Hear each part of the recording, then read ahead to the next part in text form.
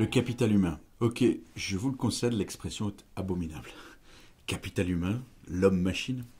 Non, en fait. C'est une expression forgée par l'économiste Theodor Schultz et popularisée et développée par Gary Becker, un autre économiste très célèbre. Le capital humain, c'est l'accumulation de compétences, de savoirs, d'expériences d'un individu, que cela soit lors de sa formation initiale ou dans l'entreprise. Et tout cela va avoir une valeur dans le processus de production. C'est pour cela que l'individu peut investir dans son capital humain et que l'entreprise peut investir dans le capital humain de ses salariés afin de le rentabiliser. Un faible capital humain, ce n'est évidemment pas une bonne nouvelle. Notre capacité à accumuler du capital humain est cruciale pour le développement. Le développement nécessite des gens bien formés et pas simplement pour travailler en recherche et développement. Par exemple, il y a quelques années, lors d'une réunion avec un ami entrepreneur marocain, il reçoit un coup de fil urgent.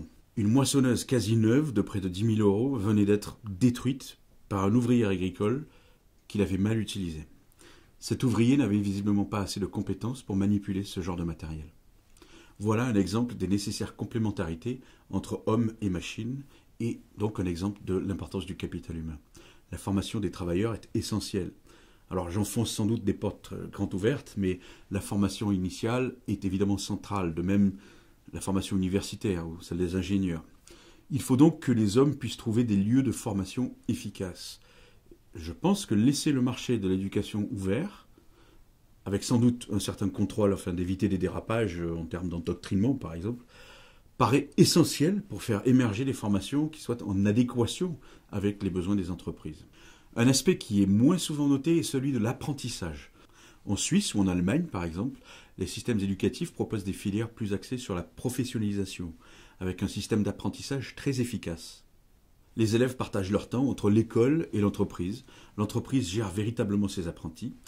Donc cela nécessite un certain développement des métiers, et ce de manière organisée, mais ça fonctionne. L'intégration des jeunes au marché du travail se fait de manière fluide.